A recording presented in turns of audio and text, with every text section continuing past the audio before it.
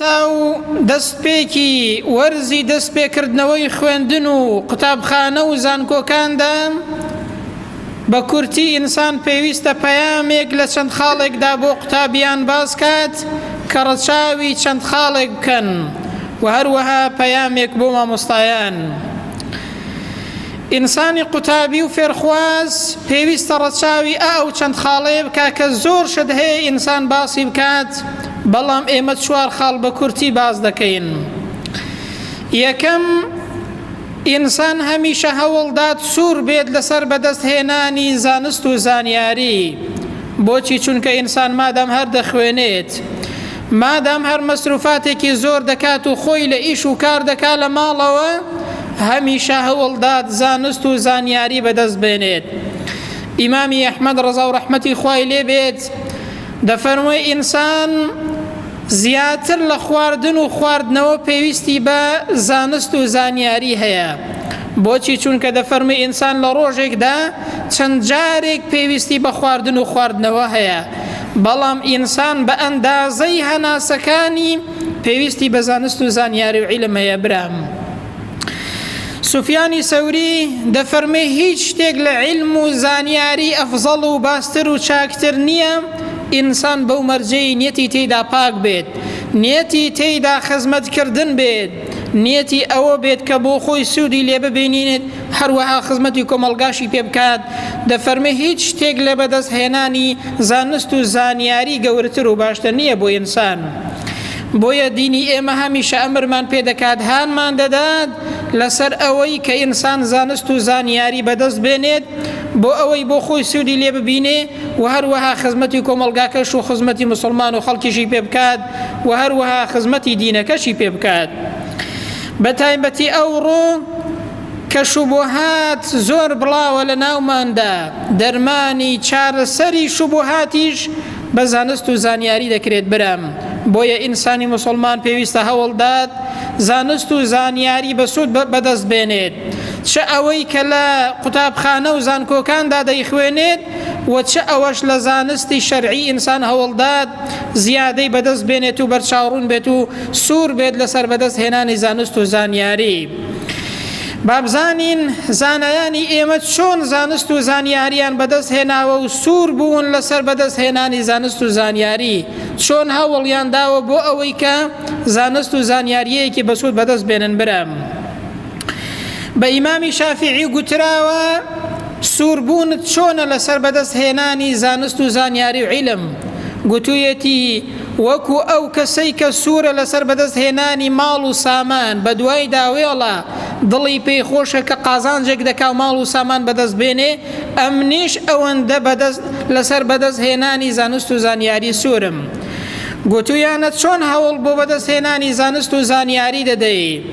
گوتویەتی وەکو هەوڵدانی ئەو کەسەی ئەو ئافرەتەی کە تەنها یەک منداڵی هەبێت، منداڵەکەی لێون بێت، چەندە بە دوای منداڵەکەی داوێڵە بۆ ئەوەی کە بیبینێتەوە، ئەمنیش ئەوەندە بە دوای بەدەست هێنانی زانست و زانیاری داوێڵم بۆ ئەوەی کە فێری بم.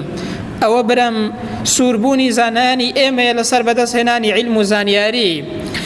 ئەوڕۆ تەماشا دەکەی جاری وا هەیە کە بە کەسێک دەڵی بە گەنجێک دەڵی وەرە زانست و زانیاری بخوێنە، وەرە لە عیلم شارەزا بە، جاری وا هەیە لە بەرامبەردا هەدیەیەکیشی پێ دەدەی بە زۆریش نایە کە زانست و زانیاری فێر بێت.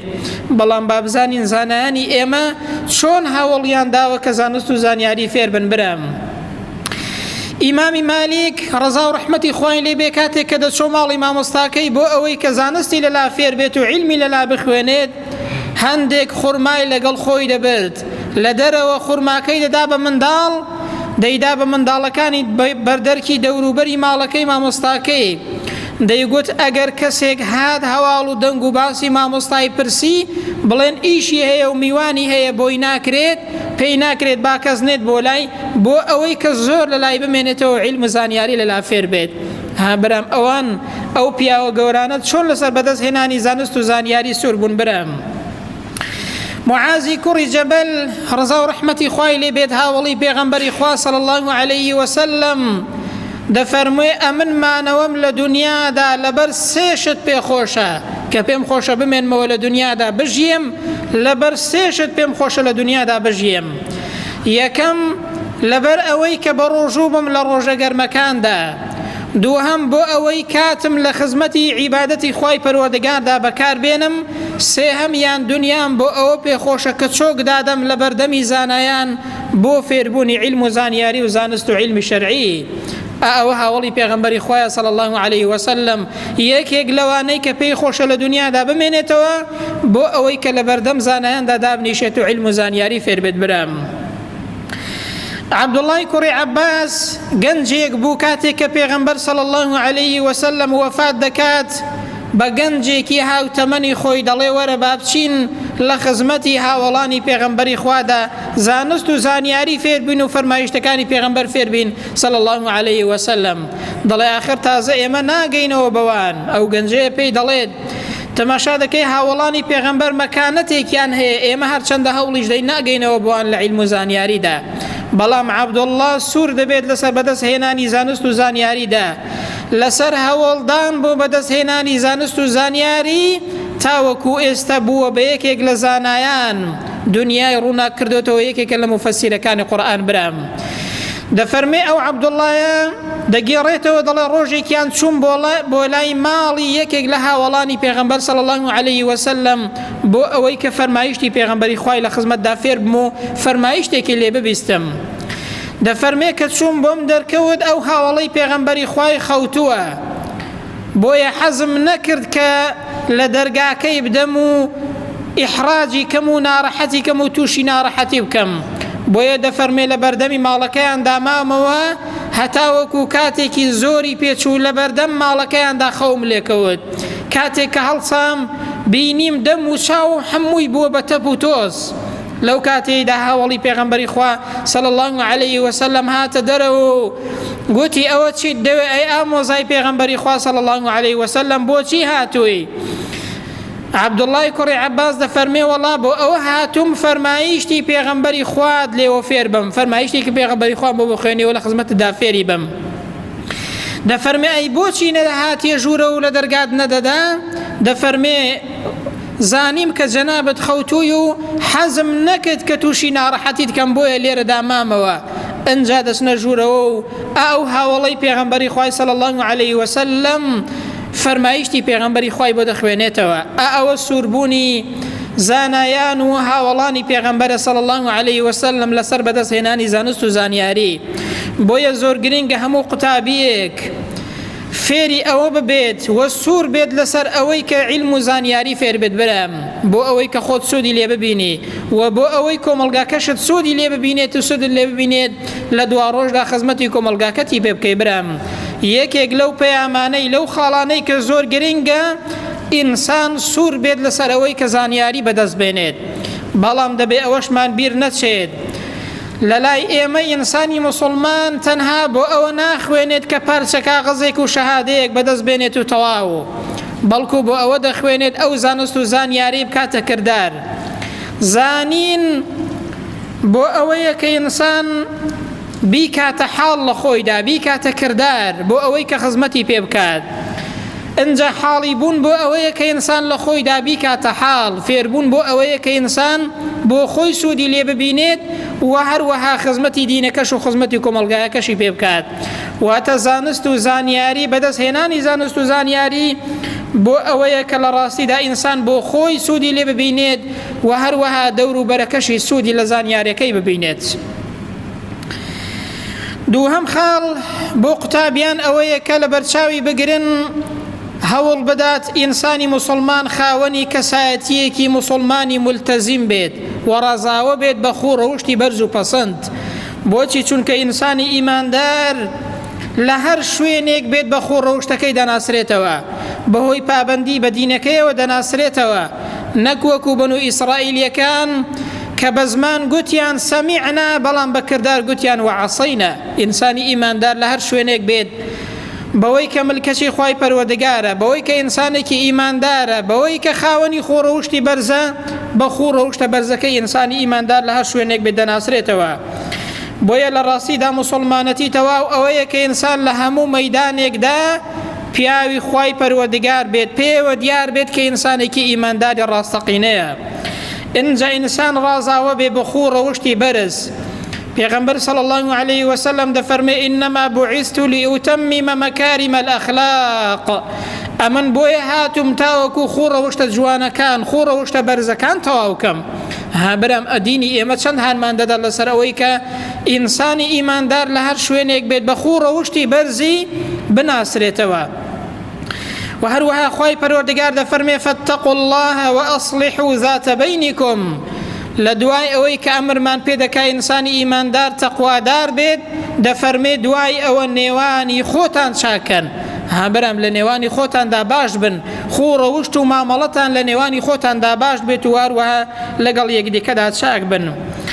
بۆیە خاوەن پاسێک لە یەکێک لە وڵاتانی ئەوروپا کە دەبینێ مسلمانێک کە ڕەنگی دیارەکە ئینسانێکی مسلمانە لە پاسەکەی ئەو پیاوەدا سەر دەکەوێت کە مسلمان نەبووە، بۆیە کە تەماشای دەکا بیر دەکاتەوە دەمێکە بەتەمای ئەوەیە مسلمانێک تاقیب کاتەوە تاخوا تا چەندە مسلمانان پابەندی دینەکەیانن خوڕەوشتیان بەرزە حرام ناخۆن.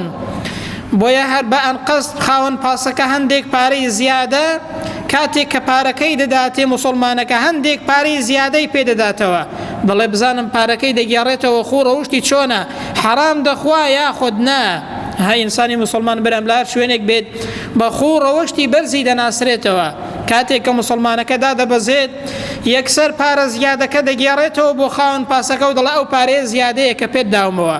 خاوەن پاسەکە پێی دەڵێ بەخوا دەمێکە بە تەمام کە مسلمانێک تاقیب کەمەوە بزانم تاخوا تا چەندە خاوەنی خوڕەوشتی بەرزە و تا چەندە خۆی دەپارێزێ لە حرام.